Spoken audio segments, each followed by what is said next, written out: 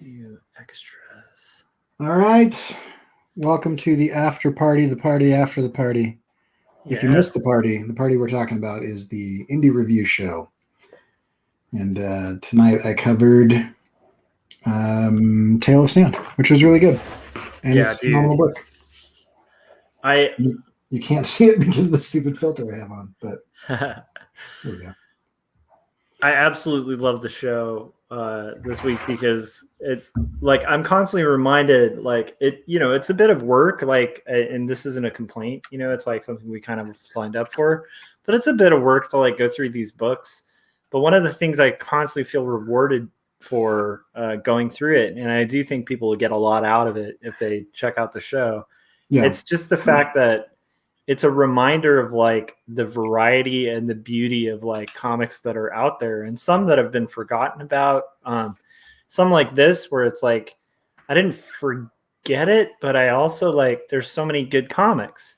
And it's so when you brought up Tale of Sand, I was just that's one of the greats, but it's there's just so many. Oh yeah. And then what's funny is there's a common thing out there too where people will have this perception of well, I'm getting into comics, what are the good ones? And it's there's so many, there's so many good ones. Tell you the easy way to figure out the good ones. Go to irsagency.com and look at the past episodes. Mm-hmm. Nicely done. Thank you. I like that. I love that book. I mean, that was when I was getting back into comics. I don't know if a lot of people know this, but I kind of fell off the comics wagon, 2001 ish. I mean, I left high school, I left the country, and so a lot of my old stomping grounds of where I would get stuff and whatnot and how I'd get it. I was in Glasgow instead of in my hometown. So anyway, it became a little bit more difficult to just do stuff and find time to do things, and I got out of the habit. And anyway, I got back into it once I started. Once I decided, I'm going to get back into drawing, and so about 2012, I started jumping back in, and I loaded up. I mean, the next 3 or 4 Christmases and birthdays were just dozens and dozens of books, and it was everything that I was hearing about from the podcast that I was listening to, and the creators that I was following, and the creators they were following, and anyway, it was a fun time. Fun way to get into everything. That's awesome. Stomping all over Glasgow. That's probably true. I think Corey, by the time he came back, was just talking with a deep, terrible fake British accent. That's you're doing Northern English soccer thug. I would have gotten the crap kicked out of me more than I did. They sounded like that. There's one thing that they hate more than Americans. It's the English. That's true. So, anyway, but yeah, it was fun. But yeah, so anyway, so that book, I could talk about that book forever. But I wanted to talk about the Case Act. Yes, I need to hear about this. I got a huge curveball today. So today, I long story short, I had a pitch meeting with the copyright guy on campus. He's an awesome guy. I really like this guy, and he knows so much about copyright and trademark law. And I mean, he's the one on campus that's that tells you, nope, that's illegal, or yeah, you could do that, or you could do that, but you need to change this thing, and then you'll be fine. See, this is one of the things about universities that I always forget, which is the fact that you have access to all these brilliant minds, just yeah. Hey, by the way, I need to know some answers to copyright. Oh yeah, I have a bunch of people who teach that here. Right. Yeah, there's oh, thanks, Gary. Gary's saying great show tonight. Yeah, thank you, Gary. Thanks for coming and checking it out. I hope. Yeah. Oh, you hadn't heard of it. Yes, that's good. Yeah, I'm super excited to get your opinion on it if you end up picking it up. I find Gary's reviews to be incredibly insightful, and so every time he jumps in, I'm like, oh, this is awesome. Yeah, definitely a thoughtful dude. Sorry. Oh my gosh, my brain is dying here. Dinosaurs versus Mars bots. I actually blanked for a second, but yeah, that's Gary's thing. You guys should all check it out because not only does he have good opinions on comics, but he makes good comics, like really good comics. So yeah. True. Okay. Yeah. So anyway, so I went to this guy and we were talking about this project that I'm pitching. The university gives us, it's not a sabbatical because they don't want to call it that, but it's kind of like that. They call it a FLF. I can't even remember what that stands for. Full-time faculty leave or something. I can't remember what it is. Anyway, it's a sabbatical where you don't teach for a semester so that you can do a project or go work for somebody or do something that keeps your chops sharp and whatnot. So I'm pitching this project. And in the process of pitching this project, they're looking at it and they said, this has the potential to, earn money or do things and da-da-da-da. And so since I'm using university resources to produce something, it becomes kind of an issue that needs to be written down before we get it all ironed out of who owns what and that type of thing, which, they're paying me. I'm happy to do stuff. So, so anyway, so I go through, and so I'm talking to this guy, and then kind of as an aside, we had a conversation several years ago. So I've got a series of videos where he and I talk about copyright law as it applies to visual communicators. So designers, illustrators, photographers, that type of thing. And it's about a 2-hour conversation where we go over all these different points and different things. Anyway, in the midst of that, he brought up that so I was also in touch with, very briefly, I don't want to overstate this relationship. They almost have no idea who I am, but the Graphic Artists Guild, they do the Graphic Artists Guild Pricing and Ethical Guidelines Handbook. Yeah, I used to be a member years ago. Yeah, they have been lobbying for this thing called the CASE Act for a long time.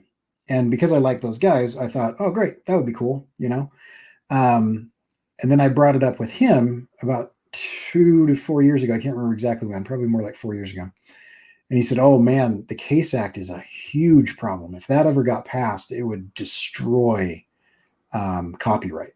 Like it would be awful. And so we talked about it, and I was like, oh, interesting. So there's like divergent opinions of very intelligent and well-respected people of the things that I'm about to bring up. Anyway, unbeknownst to anyone, it got slipped in. The CASE Act got slipped in and ratified in the stimulus bill. And so now, December something or other of this year, the CASE Act becomes law. And here's what it is. It is a simple and easy way to do what they're calling a small claims court for copyright infringement, which sounds great, right? Until you think about like all of the problems that kind of come along with that. One, right, as a matter of law, and this has been law for a long time, if you have a copyright violation, I don't want this to turn into like a big long lecture. Anyway, here's the thing. Like anything that you create, you own it, right? At the point of inception, at the point of creation, once it is realized as a work, right? So you can't copyright ideas, but like Josh puts a line down on a paper, he owns the copyright to that line because it now exists as a work, right? The marketplace will deem the value of that thing, but but that's copyright. So what I'm drawing now, like everything that we're doing, it's creating copyrights. But if those copyrights, so Frank, you could sue Gary at any point in time. Yeah, that's true. Honestly, you can sue anyone at any time. Like whether you want to waste your money, and also like depending on the state you're in. Like if you do that in California, you're really screwed. If you are going to do it in New York. In California, like there's actual countersuits. So like, for instance, if I got like arbitrarily sued by someone, I could actually countersue them for just the infringement of my time and my resources from being sued. And so you'd actually, like, if I got arbitrarily sued by someone, like in California, at least in California courts, like, and keep in mind, I don't know a lot about this, but I just definitely know, like, if you're going to sue somebody, don't do it in California, especially if it's not, honestly, just don't baselessly sue people. Right. There's an old joke about lawsuits too, where it's like, there's one winner in a lawsuit, and that's the lawyers. Right. So, because even if you win, they get 30% typically. Yeah, and then honestly, like they're getting 30% of the take on top of their lawyers' fees. So right. So anyway, so yes, you can always sue anybody, right? That's always a possibility. Oh snap! Oh snap! Shots fired. Gary said technically it would be a countersuit. Frank, didn't you get served today? Check your doorstep. Oh, lawsuits being fired. Sorry. Okay, go ahead. Yeah. So anyway. Yeah, so there's all that, right? You create the copyright, but if you don't have a registered copyright with the government, which used to cost $25 and now costs $40, your copyright protects you, but you can't do anything about it. It's basically legally unenforceable. You can say, no, that's mine, you have to stop, and then the judge can put an injunction on the use of that, whatever. So if Disney came along and said, this is ours now, you could send them a cease and desist letter. And if you don't have it registered with the government, you can make them stop using it. You cannot get anything from them. If it's registered with the government and it's registered copyright prior to their infringement, then you can sue for damages.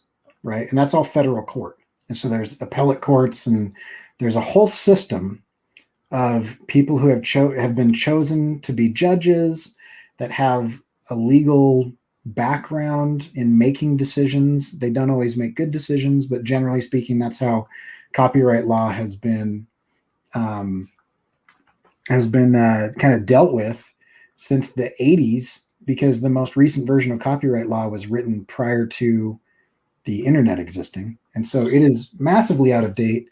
And many people argue that just existing online through doing normal behaviors, you are in constant copyright infringement and conflict, technically. Not actually, but technically, because in actual practice, everybody kind of ignores the like nitpicky stuff. But technically, if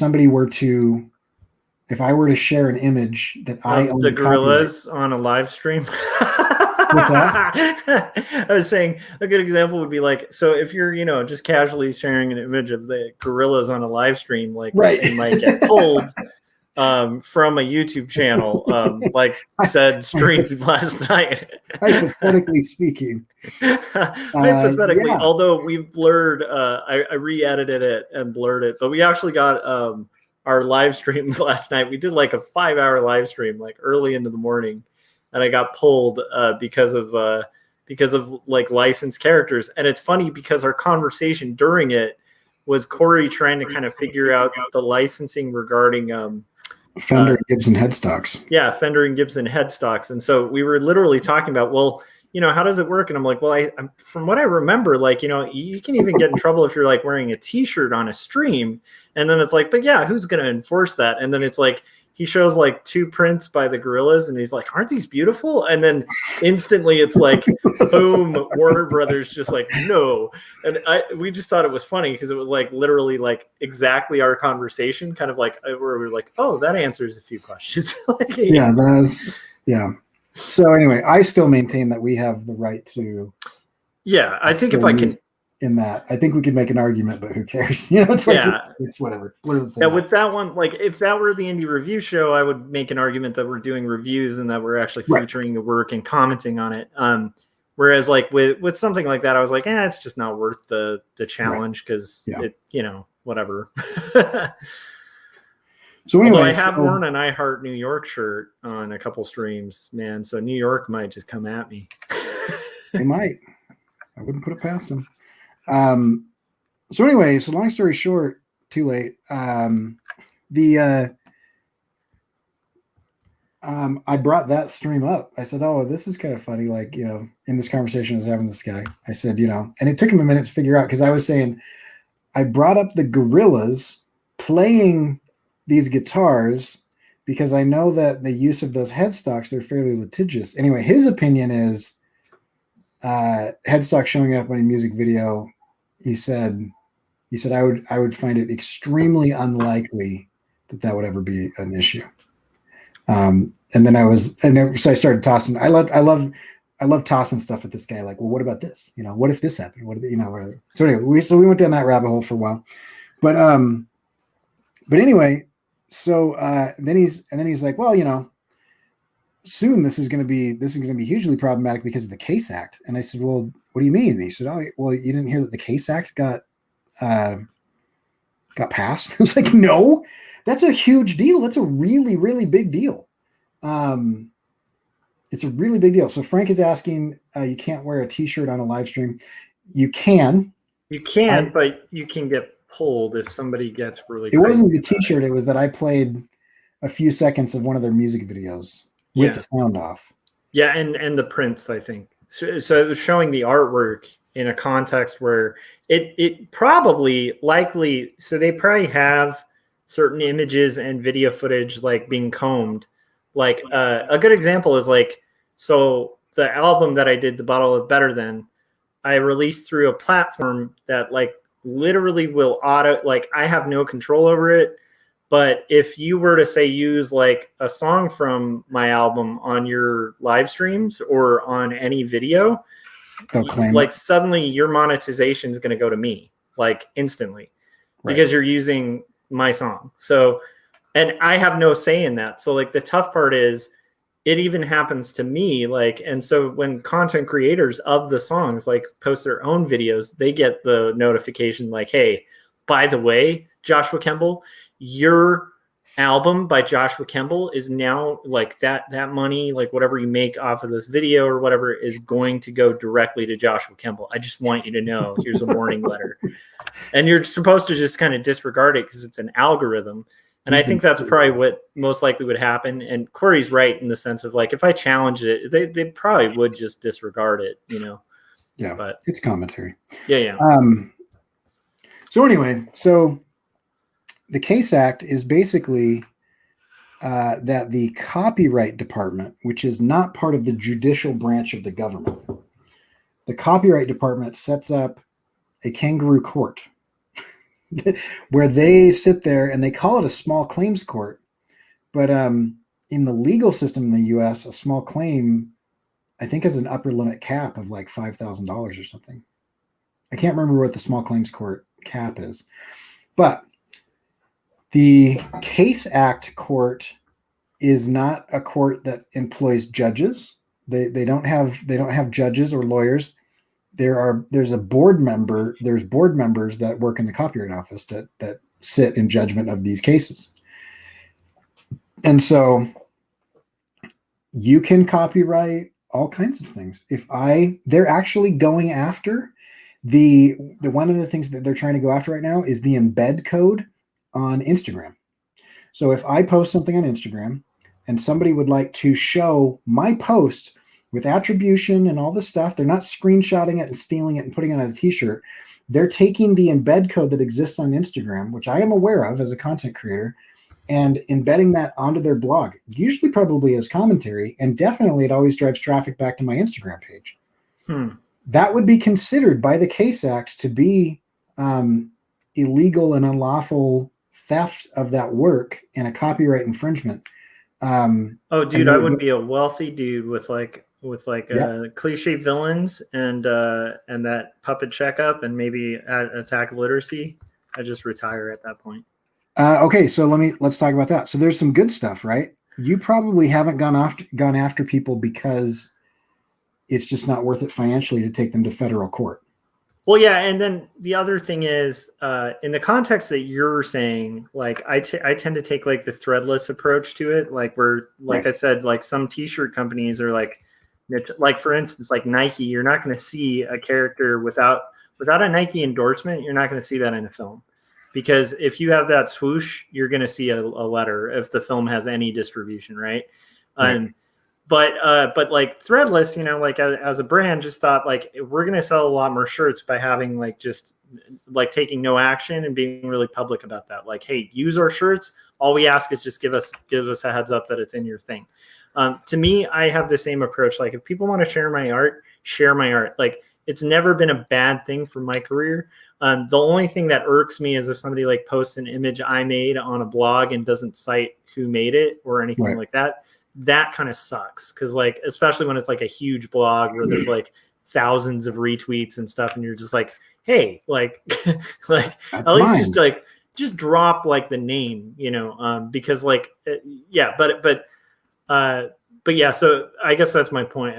I actually wouldn't want to like suddenly like demand revenue from everyone. Although I have to say there are times where you're like looking at, you know, I've definitely had moments where I've looked at like some of my designs getting like hundreds of thousands of likes and follows and like on these huge accounts. And I'm just like not seeing anything from that. And that is kind of a bummer. So it's a mix. But anyhow, so I guess that's my weird, long-winded, maybe non-answer. So yeah, so there's a lot of interesting things, right? Yeah. Let me see where this is going. Is that going to work? Sorry.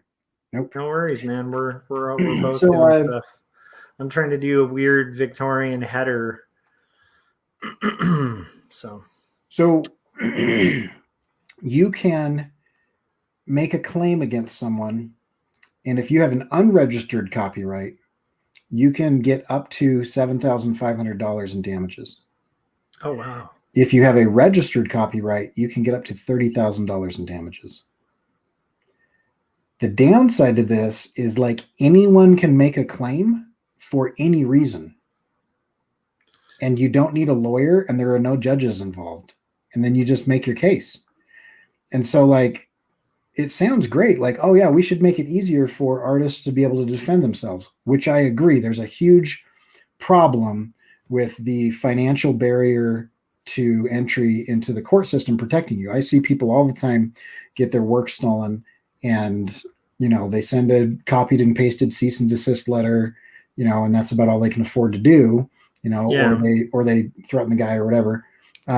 This has no bearing on anything that's going on overseas. But then if somebody's doing that now, you can go after them, which is wonderful because it is incredibly complicated and expensive. I mean, sometimes I'm making 4 images a week. Yeah. And that would cost me $40 a pop to do those because we're digging into this and I'm still trying to figure this out. Photographers have somehow much better lobbyists than illustrators do because photography specifically, and they specifically say, this is what photography is and this is what it isn't. And it has to come from a camera. It cannot be an illustration or a drawing or a cartoon or, you know, a painting or anything like that.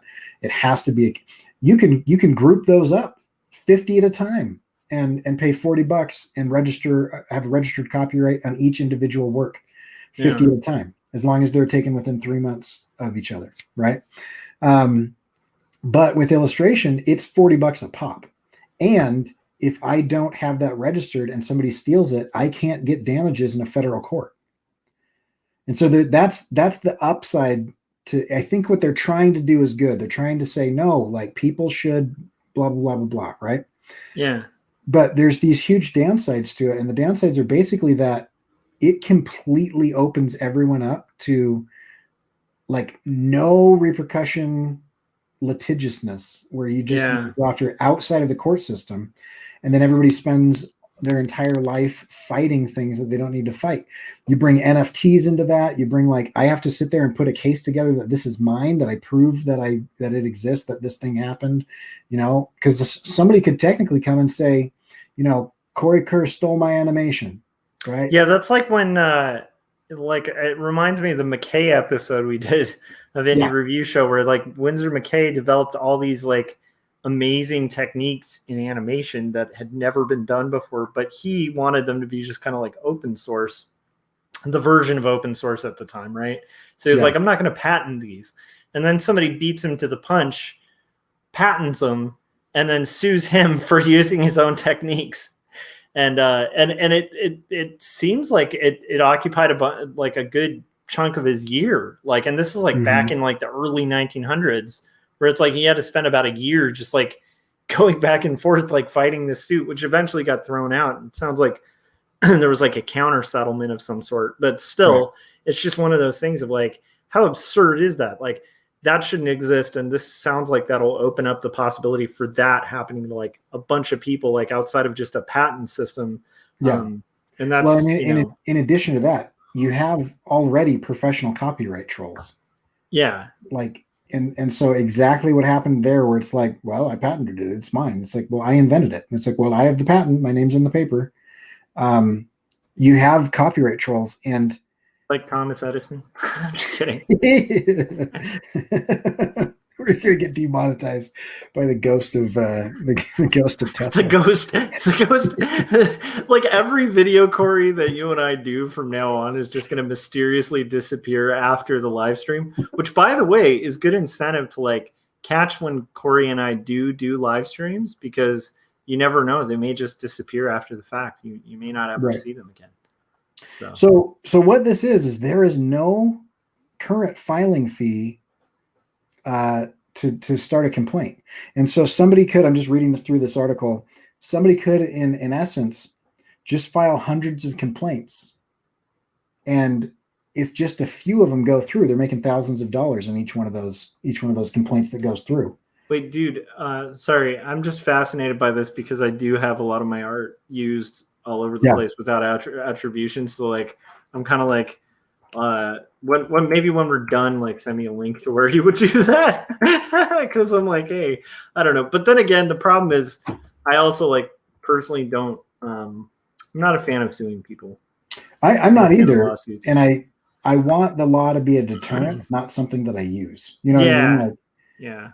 Like, I don't think prison really does good, but like to most people, it's like a deterrent, you know, the fines and the, you know, like people don't avoid speeding because they're good people. They avoid speeding because they don't want to get a speeding ticket because it's frustrating. It costs them money and it increases their insurance rates. And anyone who disagrees with that, drive in California for a week. Because like the funniest thing in California, and I'm sure this is like this in other states, but in California, like everybody speeds. Like it's just, you would literally be putting yourself at danger if you're not speeding. Because like if it says 65, you're driving 80. Like everyone on the road is driving 80. So then like when everyone's driving 80, you'll suddenly know there's a cop because suddenly everybody's driving 65, like on the dot, maybe even like 62, like overcompensating, like, or 60, like they're just like, oh, I don't know, I gotta like go 5 under just to like, which by the way, you can get a ticket for as well. But anyhow, it is interesting how human nature, even I myself, like I'm a fan of driving well and driving under the speed limit or on like at the speed limit. And yet like I always speed, like it's just inevitable. And so I think it's good that like every once in a while there's like, as much as it's annoying, I hate tickets, I hate arbitrary traffic stops and stuff like that. But I still like, I think a road without police that are occasionally driving by, just make sure everybody's actually following the limit, is like literally just going to become like some crazy danger speed zone where people are just flying off the freeway, you know? So anyway, I think there's some good intention here, but the real problem is like, it's actually going to cause more issues than it solves. And it's so open-ended. Yeah. And it's not regulated by a judicial body. And so there's some argument that they don't even have the constitutional right to fine people, you know, like they don't have the constitutional right to like award damages because it's not the judicial system. That is really interesting. Anyway, so it's very problematic. So here's the thing. Several years ago, I went to a conference, and at this conference, there was a copyright lawyer who was saying that to get around the fee, which at the time was $25, that you could to get around the fee, what you can do is you can register your website as a collected work. And so I have a copyright on my website as a collected work. And then everything that I post to my website is a part of that collected work. And if I'm the author of the collected work and I'm the author of the individual works in that collected work, then each individual work that's in that has a registered copyright as part of a registered copyright of that collected work, both collectively and individually. So that basically it's a loophole that I can go do that, right? Once a year, I can go out and whatever, right? They've closed that loophole. And they closed the website loophole? Because that's been that's been around news forever. To me. And it was news to me too, because very recently, I mean, as of today at 4 p.m., I found this information out. And so I'm on the copyright website and I looked at it, and they specifically say that a website no longer is considered a collected work because of the following things. It's not serialized. It doesn't have a date stamp. It's not fixed in time, meaning that it can be continually updated, and it's in a constant state of flux. And so unlike a printed work, which is collected, and I can say like, April 2020, edition of, Corey Kerr magazine, blah, blah, blah. It's fixed. It's permanent. It doesn't change. I can't add pages or take pages away. It's what it is. A website isn't like that. So what's sad though is like that statement alone just to me acknowledges like and don't get me wrong, it is the statement, I'm sure, but it just reinforces the idea that like people who are writing these laws have never been on the internet or are aware of how the internet works, because there's also a saying on the internet that like anything on the internet that you do is forever. So it's like there is no deleting from the internet, and there are timestamps on everything, and there are ways to get back to like almost everything. Yep. But unfortunately, we don't have a legal system that knows how to do that. We don't have a legal system that understands even what they're looking at. Yeah, but it's so one sad. of the people, because the Case Act is open for public comment right now. Yeah. And one of the organizations that has publicly commented on it is archive.org, who archives the internet and has the Wayback Machine. Mm-hmm. And they would technically be in violation of the Case Act on every single instance of every image and every page that they have archived. But that's absurd, because then you're talking, then it's almost like, what are you going to hold servers liable for housing, like you housing your website? Like that's going to get to, I could see that, like, and I mentioned this when you were talking about it in the chats to me, but it's like, one of the things I always get bummed out about is, stupid people are. Well, no, just like laws that by the spirit are good, but by the letter are like really easily corrupted and become really bad. And I feel like for laws like that, the unfortunate part is quite often the response is either like just abandon it altogether, even though like the spirit was actually kind of good and necessary.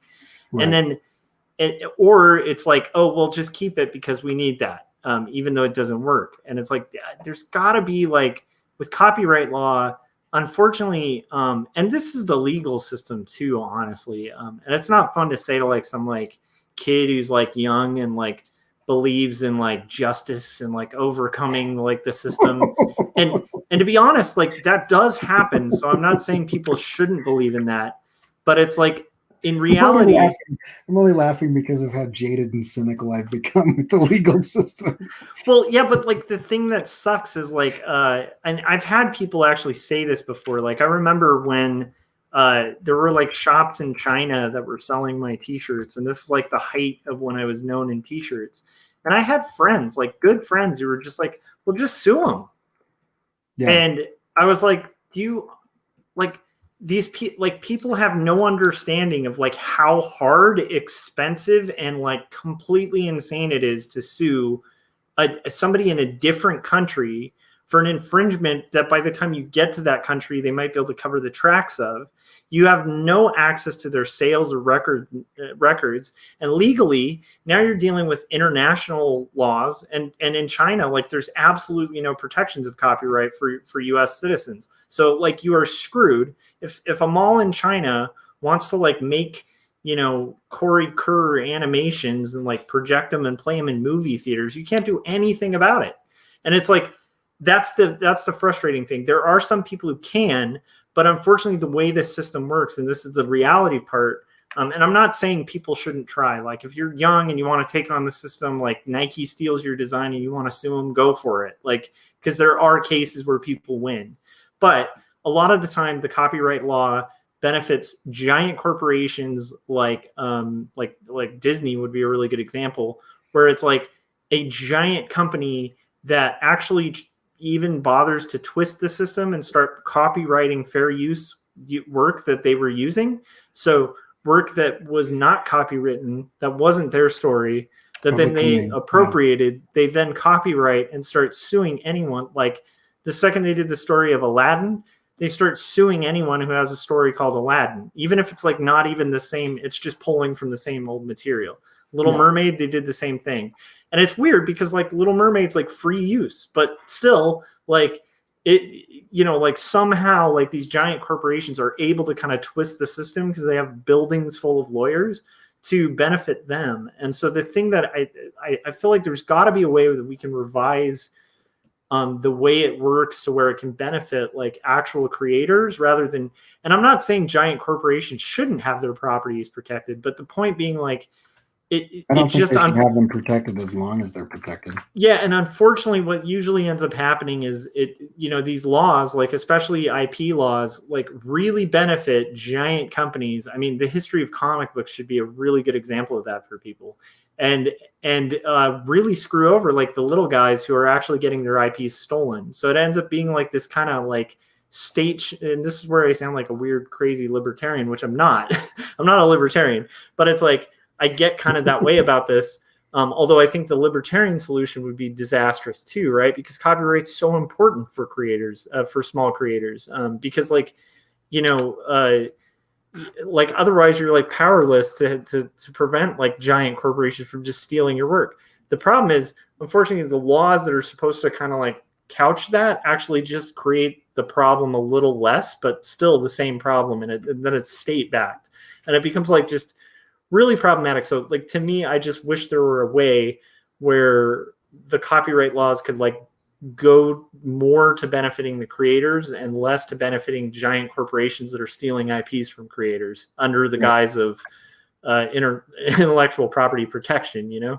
It's almost like if and it is like that with a lot of property laws where it benefits a lot of the wealthy, but when it comes down to poor people, even poor people with property, it's like it's very easy for a wealthy person with property to like screw somebody out of their property, because they have teams of lawyers. And so it's I don't know. I don't know what the solution is, but anyhow, that's my take on it. And I just wish I can't help but feel like there's gotta be a way to like change it to where it's better, like adapt it. I think it's good that there are some steps. And I know, I personally know people who've benefited from our legal system that has protected their IPs and their copyrights. So good on them. But there's just too many stories where it goes the reverse, and it just kind of ends up being like a reverse Robin Hood, Yeah.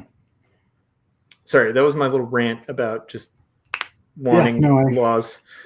I'm with you. But it's what makes it even more complicated are people who are naive about the court system and think that it's as simple as like I've also heard that online, like if somebody's totally slandered and their career is ruined based on a lie, we'll just libel suit them. And it's like, do you know like how hard it is to do a libel suit? Like you have to prove intent. Like, how are you going to prove intent? Like, there's so much you have to prove, like that they maliciously like knew they were lying when they were committing libel. How can you prove someone knows they're lying? Like, that's a really complicated thing to prove in a court. Also, are you talking small claims? Small claims, like you got to go to the state that the person's in to take them to small claims. So it's like if I wanted to take somebody to small claims, like in New York, I got to fly to New York, and by the time I get back, I've spent the amount that I'm going to get from that little small claim suit on a plane ticket. Like, anyhow, my point is just like, I just wish people were more aware of like, yes, the legal system's beneficial, but it's way more beneficial when you have like massive amounts of lawyers and you can manage to do like mass suits. And then not only that, when you're a big enough company, then you can afford to enforce it, because the other untold story about like lawsuits, libel suits, IP suits, stuff like that. Like, so let's say tomorrow, like Disney stole all my stuff. Right.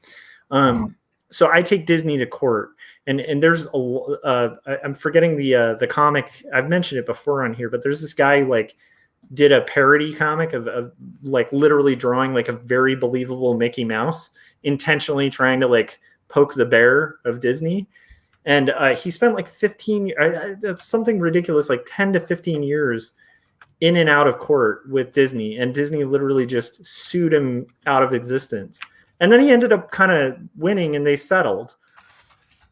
But what's weird is by the time they settled, like the guy had spent like he was broke.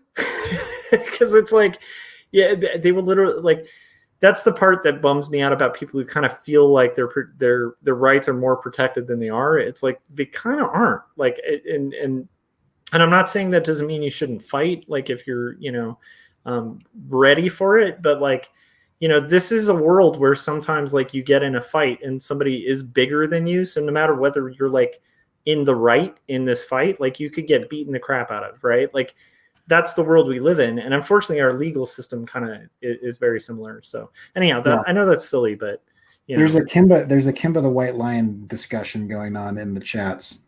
Oh, interesting. Are you familiar with Kimba the White Lion? Oh yeah.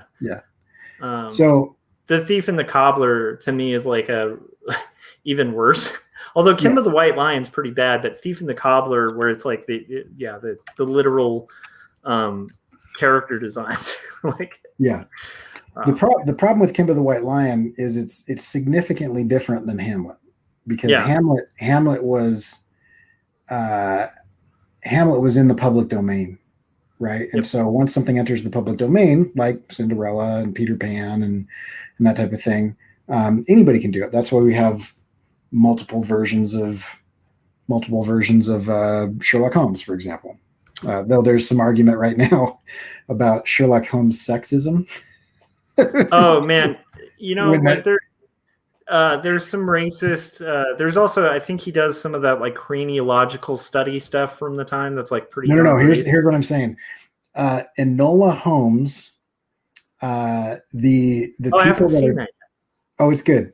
The people that are trying to hold on to the copyright of Sherlock Holmes sued the makers of Enola Holmes, claiming that the introduction of the character Sherlock Holmes was sexist. And then he didn't stop being sexist until much later. And the introduction of his gender equality feelings, where he treated women equally and fairly, was much more recent and isn't in the public domain. So the fact that he wasn't a douchebag in Enola Holmes, they're claiming is copyright infringement because that part of his personality hadn't entered into public domain yet. I'm sorry. And that sucks. And then it's also like, it is also like one of those complicated things, because let's say, I mean, like if your great grandfather or something like wrote a book that was so profoundly impactful on society, and you're like living month to month or whatever, and meanwhile you're like going like, and there's grandpa's book again, like it's gotta be like, it's weird because like, I do think like the estate, like, like I would think it would be sad if like Ben, like if one of my books got all huge or something after I was dead, and then Ben had like absolutely nothing from it. Okay. Here's what I think on that aspect. Yeah. Copyright has been extended because of lobbying by major corporations that don't die. Right? Oh yeah. So anyway, there's that, right? But there's an argument. There's a good faith argument in the U.S. Constitution. Initially, when copyright was entered in the U.S. Constitution, people didn't live that long. Yeah. And the copyright wasn't that long. because copyright that is too powerful, it destroys new creativity and new creation, right? If I can't take things and mix them up, then there's very little that can be done. And music is a good example of this. Like if somebody started copywriting, which they're doing now, if somebody started suing and winning for certain chord progressions, then eventually you just don't have music anymore. Like you just don't have new music. But no, that's true. Although, what's interesting is like, even within that, there's still kind of like the exception that exists with, like even music, and once again, I also want to clarify at the beginning of this, like neither Corey and I are lawyers. Right. And like Corey teaches at a school with some people who like know the law and stuff like that. And then I'm just kind of speaking from my own experience and what I understand of it. However, like, law gets really complicated, and I will admit like some of what I say may not even be like currently where things are at.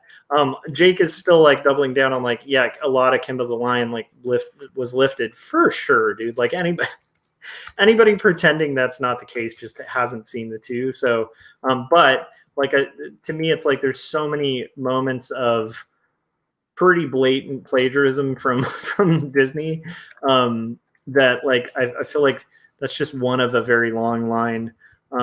Even though I honestly I love The Lion King, I think it's a good movie, and honestly I tend to think a lot of Disney stuff I tend to like it, but that's still they do a good job. They just I like having a Coca-Cola every once in a while, but that doesn't mean the company was always excellent, No, I mean they have routinely ruined people's lives and sued. I mean nobody dies on Disney.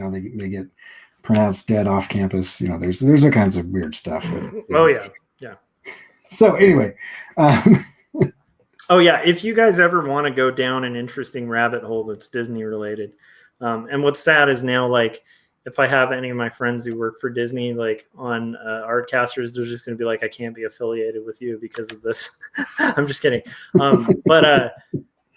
But yeah, I mean, like one of the funnest and most disturbing rabbit holes about Disney is like looking up just the strange deaths that have occurred at Disneyland. Super, super crazy, including the rotating room that crushed a few employees and for some reason just never got in the news. Yeah, so House of Death. I mean, Disneyland. Yeah.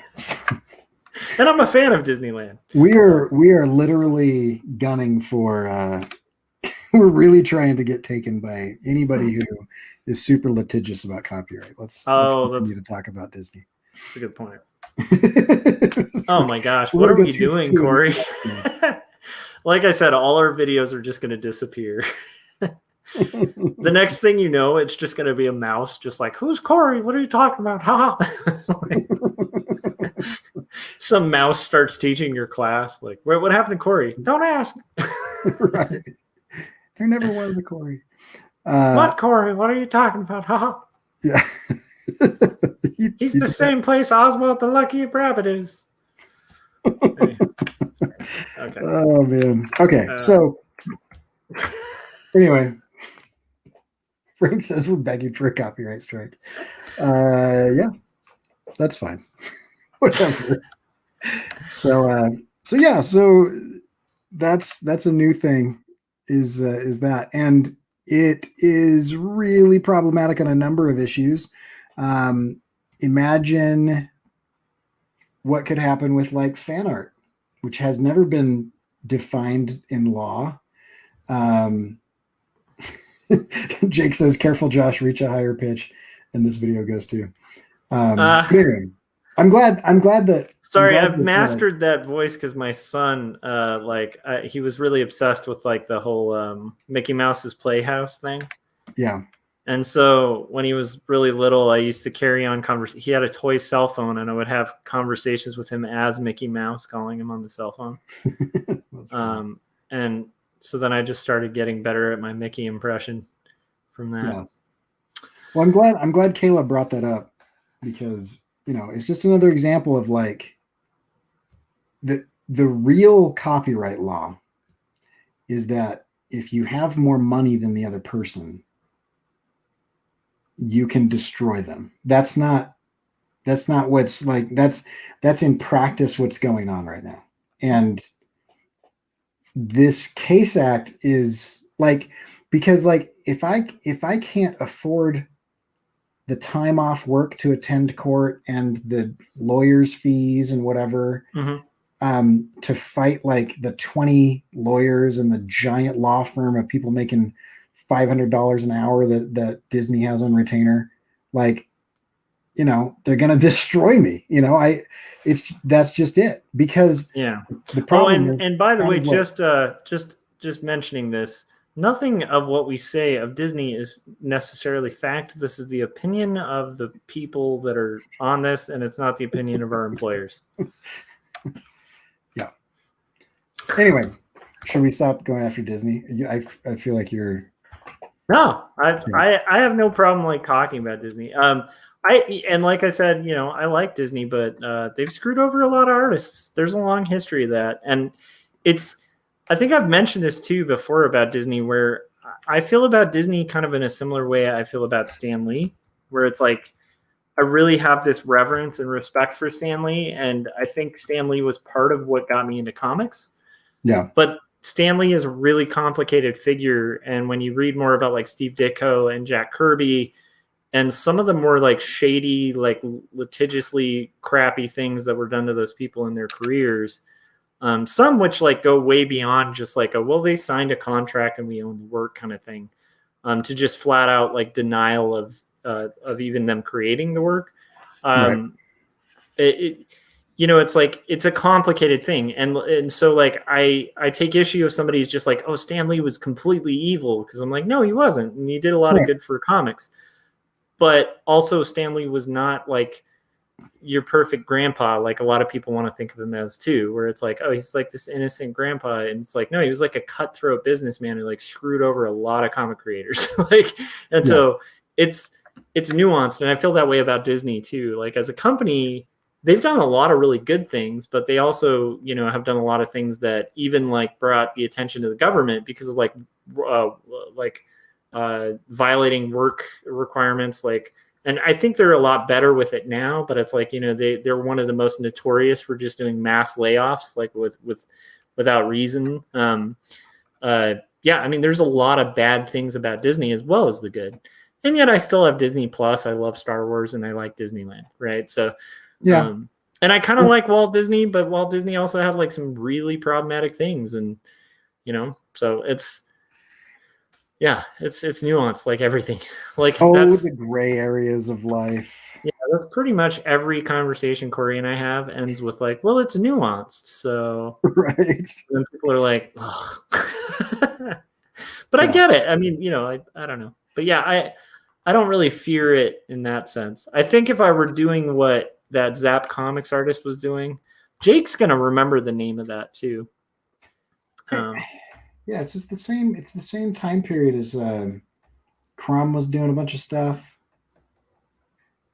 Yeah. Anyway, what was it? It was something Mickey versus the Plane Pirates or something. And I would definitely give a caveat that like, you know, that is a very disturbing comic. And if you're not like ready for graphic imagery, that would make you want to sue somebody if they were doing that to your character. Then don't look it up. But it was a really interesting case of like artist rights and parody law. And I think it's in like a lot of history books for that. Yeah, I've never read it. Yeah, it's probably not something worth reading necessarily. I mean, I think it's funny because I just know exactly what the intent was. And the intent was just like literally to poke the bear. So it was kind of similar to like, you know, like a baiting insults where you're just like, dude, come on. So. Yeah. So anyway, so Case Act is now being publicly discussed before they put it into practice, which if they do put it into practice without some reform, I'm very concerned. Yeah. So anyway, yeah. However, you know, it's like you can understand the intent. Sounds like Yeah. It's so sad. The other thing is sometimes with these things, like the worst case scenario maybe isn't always the best reason to not move towards something, because like what comes out of this might actually be better. So who knows? Yeah. Well, hold on. Here's how I look at it. Bullying is really bad, right? Yes. People should not bully each other. The response to bullying should not be giving the bullied people immunity and a weapon that's untraceable. Yes. And that's kind of what the Case Act is it's like, copyright infringement is bad. And so because of that, here's a bunch of untraceable bullets, and we're going to look the other way as you guys just shoot it out. Like it's a problematic answer to definitely a bad problem. Oh yeah. I guess I wanted to mention that like some of that is a little doomsday-ish, and I tend to go there too. And I don't mean that in a negative way. It's like I think that's what you kind of have to do, especially when you work in management or like you're a creative director. It's like you kind of have to be able to predict the worst case scenario in order to effectively like project. So I think seeing those holes in it and those problems with it are definitely something. But I will say I've also seen some really essential, I'm not saying this is that case, but I've seen some cases where progress has been halted because of, well, what if this is used this way? And then weirdly enough, I've seen in my lifetime things that had those like, well, they're just, if they do this, then this is going to happen. And they've gone through and like nothing super like the big warnings happened, and actually things got better. So it's, I'm not saying that's going to happen with this, but I'm just saying like, again, I just think the approach of like refine it, don't just ditch it is probably like a good take on it, Yeah. The biggest concern I have with it is it gives trolls a weapon. Yeah, it's like it's weaponizing trolls. It's like yeah, it's like all the domain squatters, all the people that are copyright trolling. Like it's just like, can we not empower those people? Like, can we just can you talk to some artists? Like would you mind having a conversation with like actual illustrators that have had this problem? Yeah. It is tough. Would you mind recognizing that illustrators exist? Because a lot of the stuff that I'm looking at, they pretend like they're like talking around us. Yeah. Although you did say this originates with the Graphic Artists Guild. Yep. Okay, so I want to look more. Well, I don't know if it originates with them, if that's accurate, but I know that they have been lobbying for it for a number of years.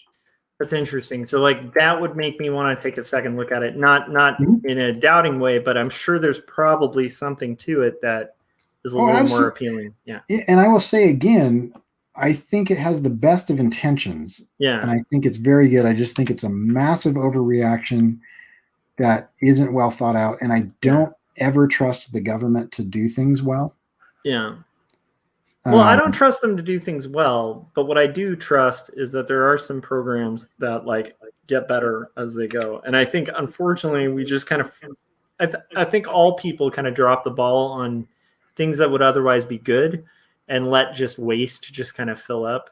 But yeah, like in a case like this, I can understand that because there is a long history of the government just like, once again, siding with the larger corporations, and sort of like the little guy just has absolutely no way of it sucks. Although on the side of litigation and lawsuits and stuff like that, like one thing that's great about litigation and lawsuits is it does allow for markets.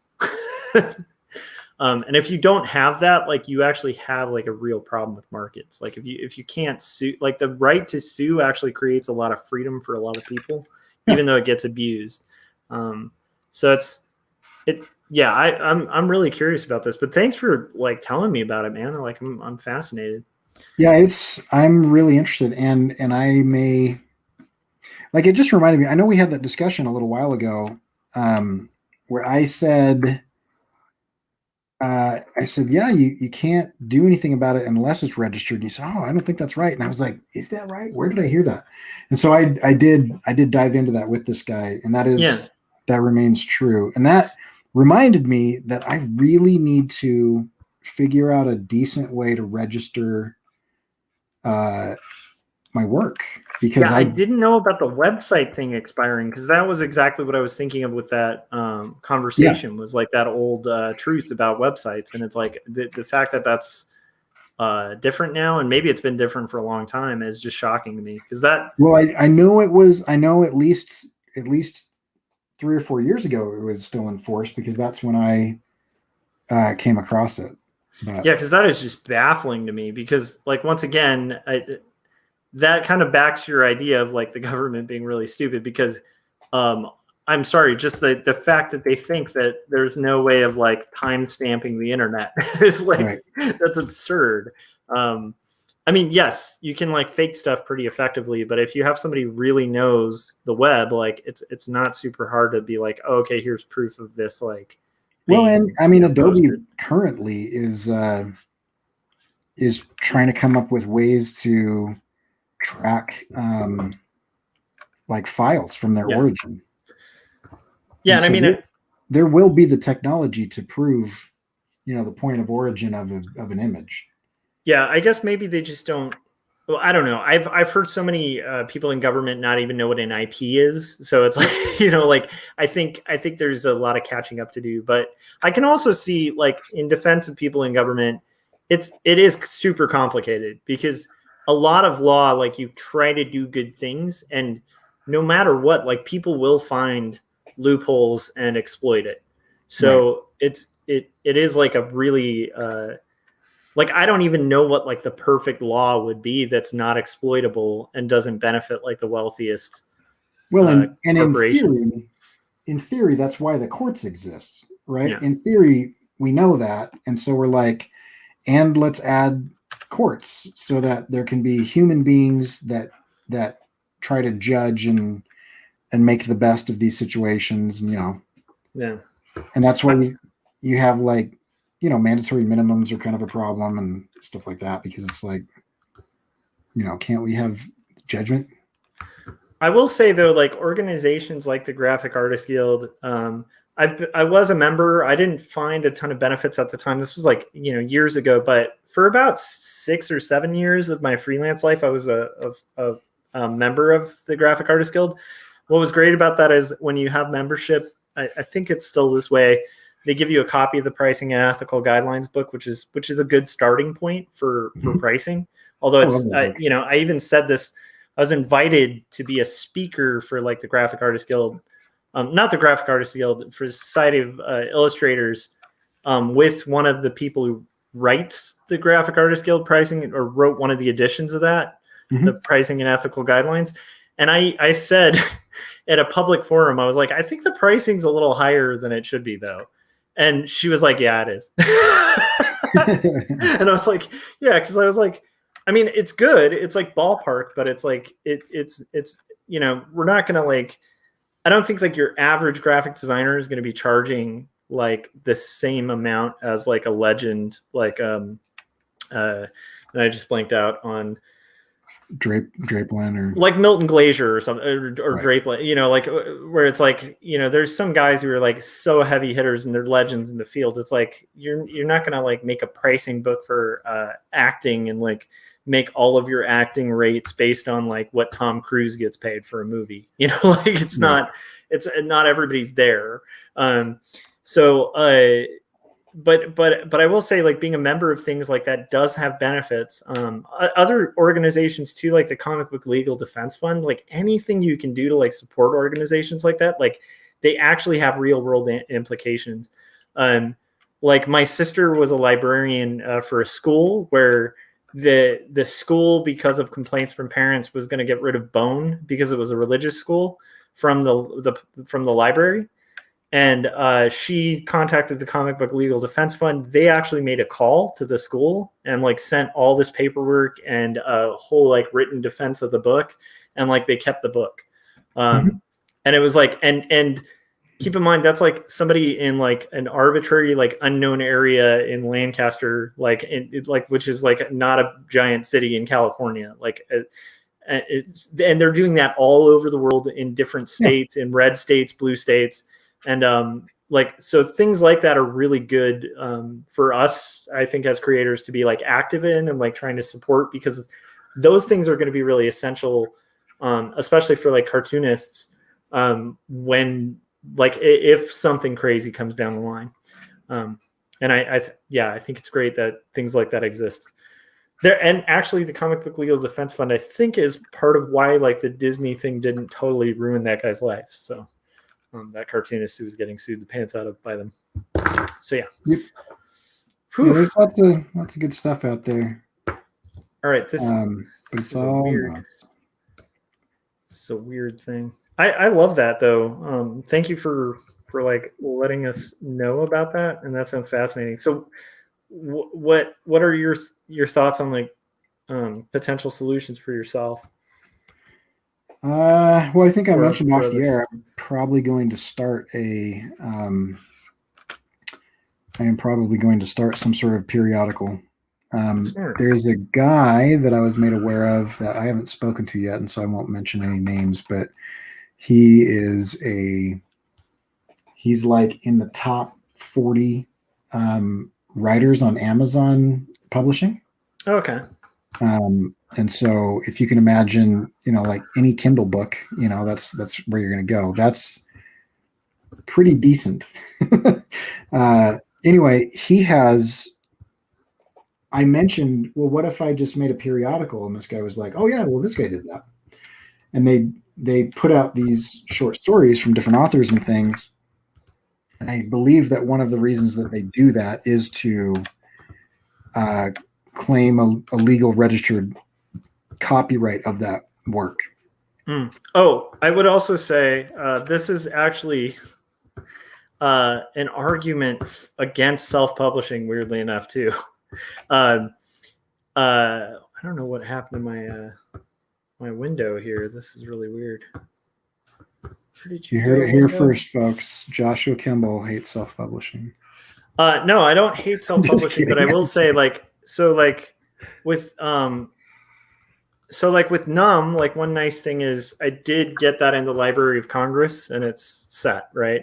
That was my first book, but I had to send that. I had to pay the fee, all of that. Yeah. With 2 stories, it's done. Like it's like I have a contract with my publisher, and then like they file. Yep. And that's awesome. So it's like, and they have lawyers. So it's now that could backfire. Like if I didn't have like luckily and this is a good argument for like having a literary agent or a lawyer friend.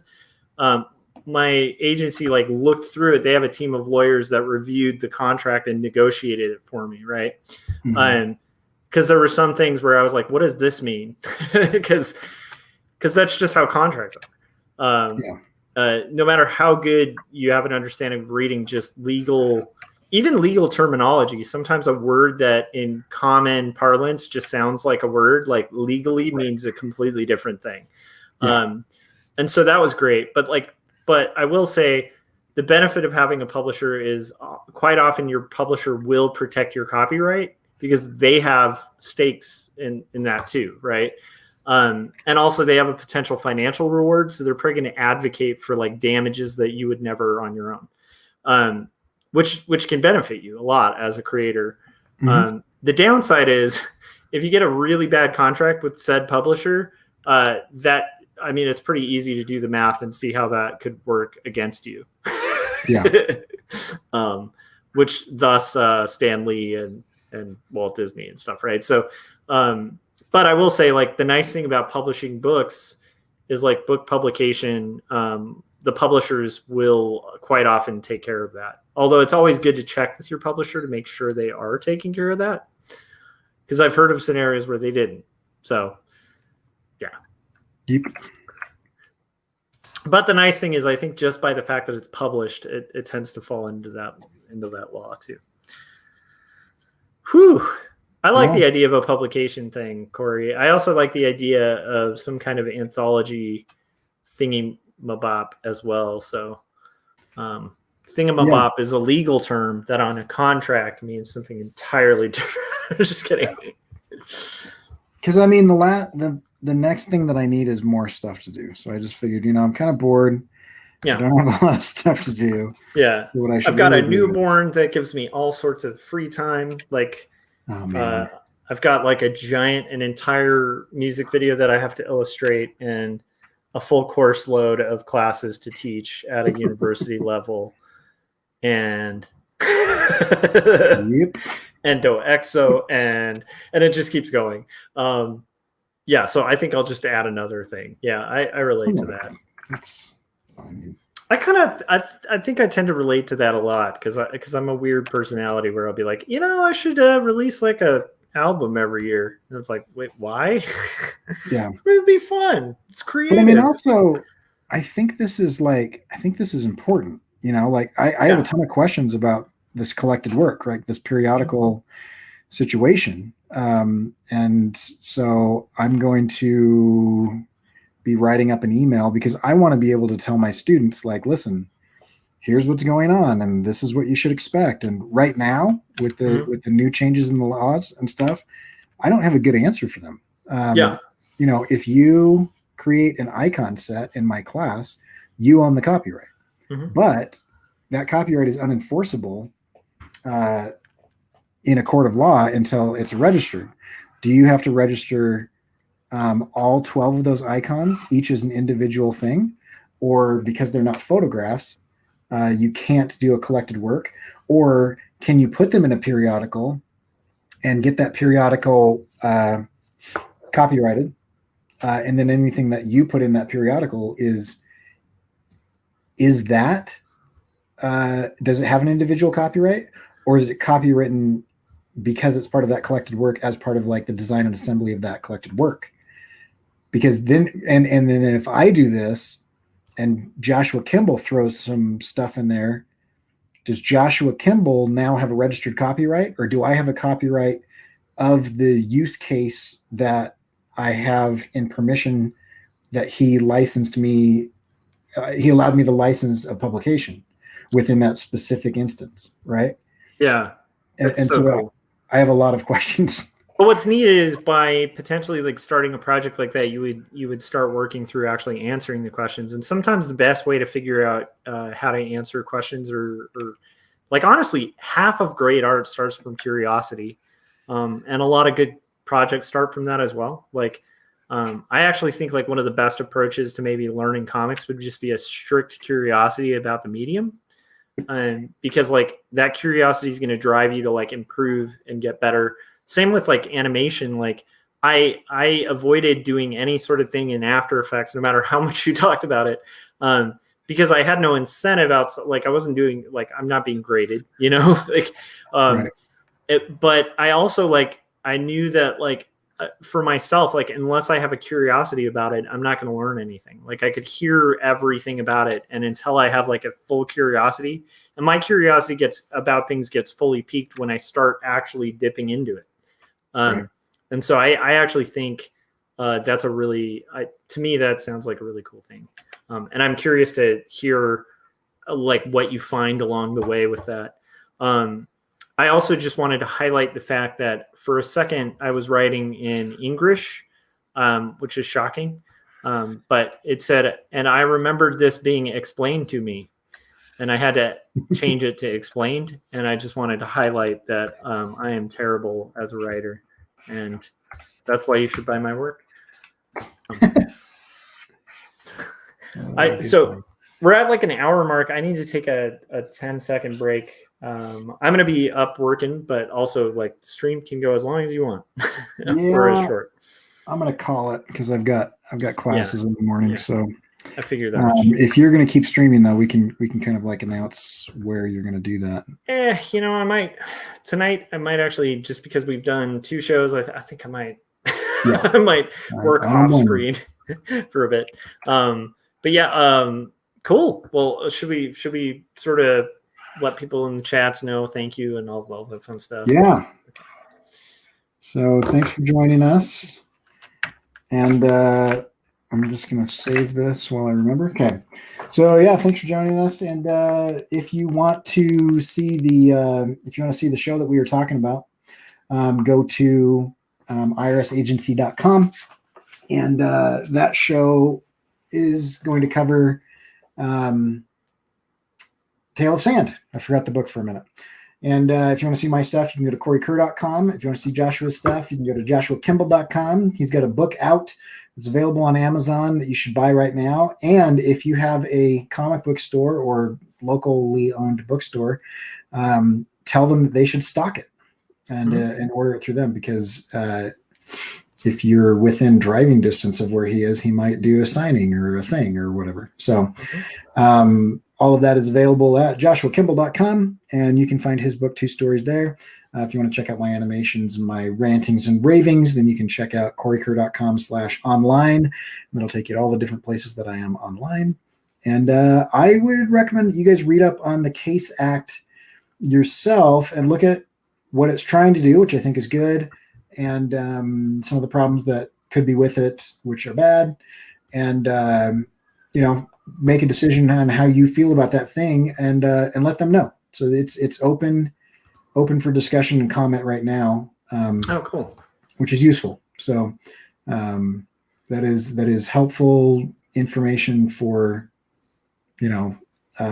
them to know what we as artists, illustrators, animators, creatives, and writers actually think about the potential for things. And so there is a window of opportunity between now and whenever they close those comments to affect something that could drastically impact your rights as a creative. So don't do the normal lazy thing and not inform yourself, because it's I'm not fully informed on it yet, because I just found out about it a few hours ago. And so I'd like to talk to a lot more people and get a lot more informed on those things and read up a bunch of stuff. But they have, if you want to go to that website, you can go to the government copyright website and look it up. And they have open comments. And so you can read the commentary from very intelligent people. The University of Illinois librarian is on there talking about, her concerns. And there's lawyers, and there are agencies and creatives and guilds and PACs and clubs, and everybody's weighing in. Reading through some of that would be beneficial. So yeah, and I think that something we forget as just citizens is like how much like on a local level you can drive change. So if you agree with it or disagree with it as a thing, just a simple comment can go a really long way in politics. Like, it always starts local, with like your local reps, like your local areas, and also just like local action like on things can actually drive change. As much as I was cynically saying like you can't really sue Disney. So yeah, cool. Well, thanks everybody for those of us that joined, or those of you that joined, Gary and Frank and Kayla and it Jake, must be late, Corey, because you're turning green. I've got to get some sleep. So all right, we will catch all you guys